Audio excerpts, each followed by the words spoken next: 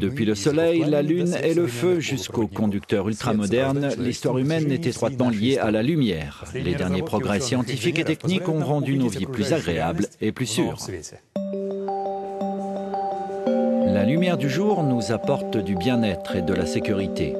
Où que l'on soit, nous avons besoin de voir le ciel, c'est dans notre nature. Les pièces sans ouverture nous rendent mal à l'aise. Mais il n'y a pas de fenêtre dans cette unité de radiochirurgie de Milan. Et dehors, il pleut. Ce que vous voyez ici, c'est une illusion d'optique incroyablement réaliste. Regardez la différence dans cette pièce.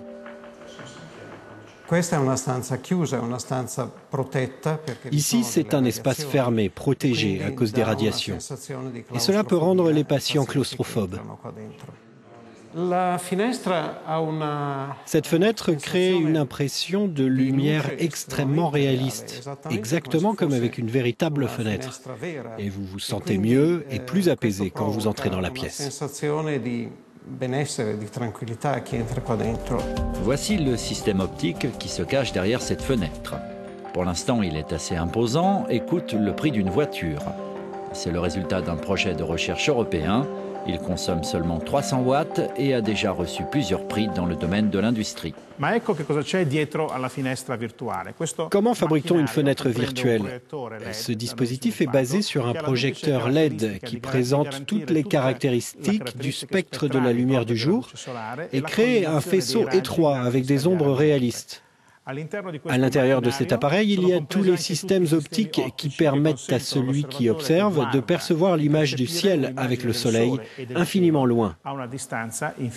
Dans notre projet, nous essayons de développer un dispositif suffisamment compact pour qu'il puisse être installé non seulement à la maison ou dans une chambre d'hôpital, mais aussi dans un ascenseur, une cabine de bateau, un train, un avion, n'importe où. Les artistes savent que le soleil crée certains effets d'optique sur les surfaces. Si on veut que la lumière semble naturelle, ces effets doivent être compris pour être reproduits. Mais comment obtenir la bonne couleur? Le professeur Di Trapani a réussi à recréer parfaitement le processus de l'atmosphère qui rend le ciel bleu. L'atmosphère contient des particules d'air en mouvement qui créent des variations dans la densité à une échelle minuscule de l'ordre du nanomètre, qui correspond à un millionième de millimètre. Nous reconstruisons ces variations en utilisant des nanoparticules, une dispersion de sphères minuscules hautement concentrées avec un indice de réfraction légèrement plus élevé que celui de l'eau. On les verse dans l'eau. La partie bleue du spectre se diffuse et rend l'eau bleue comme le ciel. Les rayons jaunes et rouges passent à travers. C'est pourquoi on voit les rayons solaires de couleur jaune lorsqu'ils traversent l'atmosphère. Le même principe fonctionne avec cette fenêtre artificielle, avec les nanoparticules fixées dans du plastique transparent et non pas de l'eau.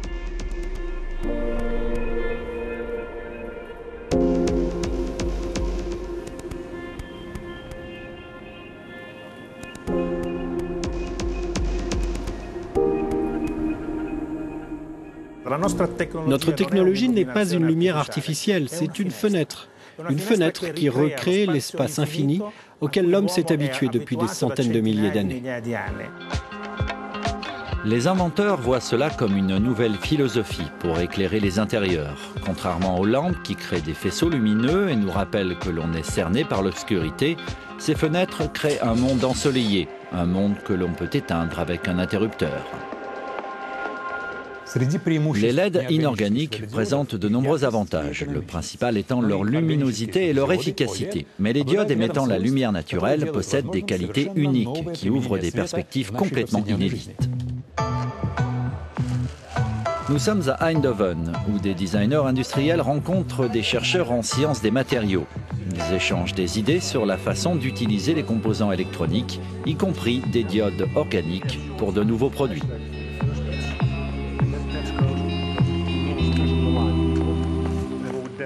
Vous pouvez vraiment avoir deux approches différentes. Les scientifiques ont tendance à travailler de manière ascendante de la physique, la mécanique, vers la fonction.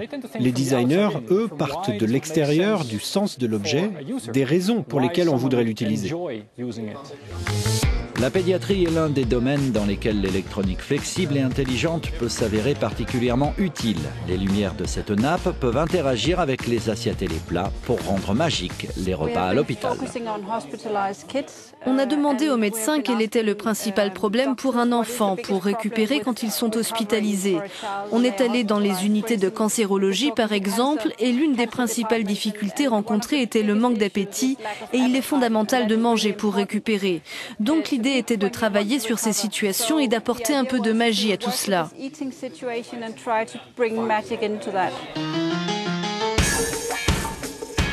C'est la technique traditionnelle de la broderie, comme on la connaît depuis des millénaires, qui est appliquée ici dans le but de transporter le courant d'un point à l'autre.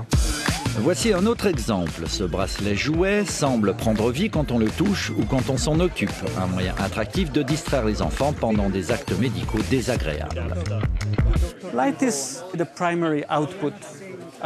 La lumière est la première chose qu'un enfant peut voir, quelque chose qui interagit quand il joue avec. Donc, on le touche, on le sent s'animer et on voit les lumières s'allumer. La lumière a beaucoup d'influence, c'est très facile à comprendre. Les adultes pourront apprécier un prototype de gants qui aide les patients à rééduquer une main endommagée. Ces lumières flexibles les assistent au cours de l'exercice.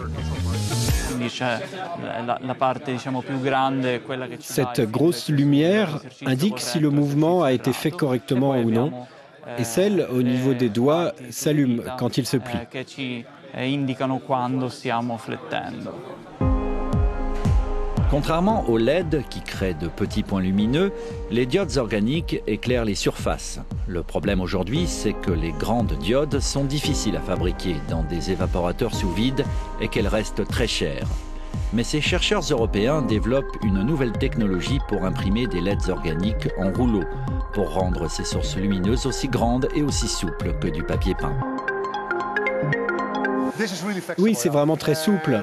Et au cours des prochaines années, on se penchera dessus. Donc notre idée est de pouvoir vraiment le froisser pour faire une petite serviette. Vous pouvez le rouler, le mettre dans votre poche, le dérouler, et vous avez votre source lumineuse. Au lieu de le fabriquer avec un processus compliqué, on essaie de l'imprimer en quelque sorte, comme un journal.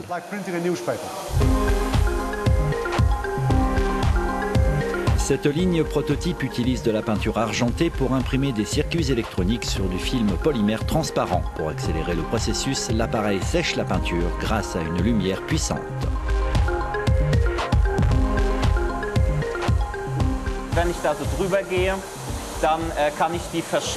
Quand on touche ici, ça fait une tache. Donc on utilise cette machine ici qui sèche l'argent grâce à une impulsion lumineuse très brève, à haute température. Et maintenant, si je le touche, c'est sec.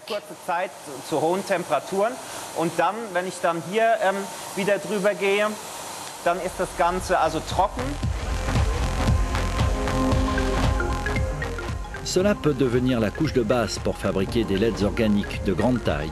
Il faudrait plusieurs couches de différentes substances chimiques pour produire de la lumière, donc la recherche continue.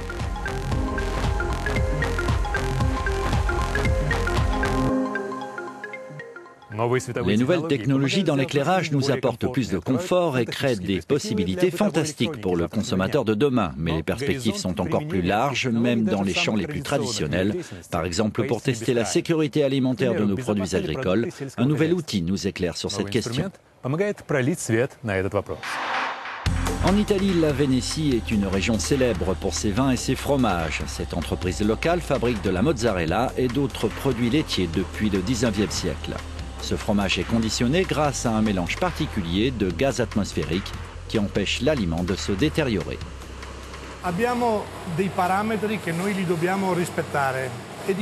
Il y a des paramètres que nous devons respecter et l'un d'entre eux, c'est le niveau d'oxygène qui doit être inférieur à 5%. Aujourd'hui, nous le contrôlons manuellement en vérifiant certains sachets au laboratoire. ogni tot numero di pacchetti si fanno dei controlli, si fanno delle analisi. Voici ce que l'on fait. On prélève un échantillon à l'aide d'une aiguille. La sonde nous donne le niveau d'oxygène, mais après on doit réemballer le produit. Y a-t-il une autre façon de faire? Oui, et nous avons déjà un prototype qui fonctionne. Le sachet arrive sur un tapis qui le conduit dans l'appareil de mesure et passe sous un laser qui mesure le niveau d'oxygène à travers l'emballage. La lumière traverse le sachet, perturbe les molécules d'oxygène à l'intérieur et c'est ce qui nous donne une indication sur le niveau d'oxygène de manière complètement non invasive et sans contact par un moyen optique. Cela fonctionne avec n'importe quel contenant non métallique. Le laser de faible intensité n'endommage pas l'emballage et garde la nourriture intacte. Cela permet de contrôler tous les produits et pas seulement un échantillon au hasard.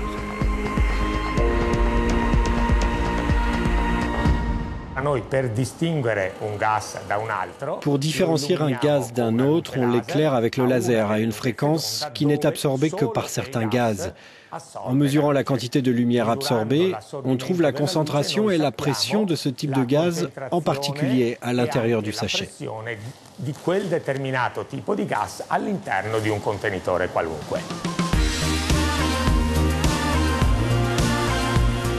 Les sondes laser sont actuellement testées dans 2 usines agroalimentaires. D'après les chercheurs, la majorité des fabricants du secteur a montré son intérêt pour ces équipements.